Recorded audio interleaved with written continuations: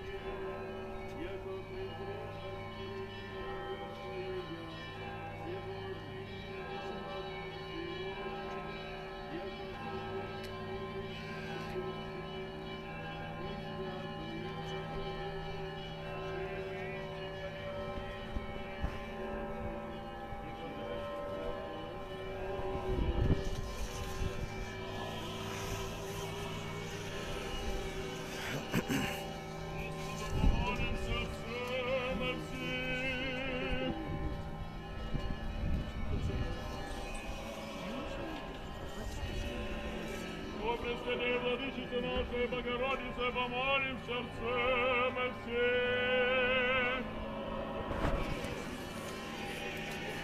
О, Пресвятая Владычица наша, Богородица, помолим сердцем всем.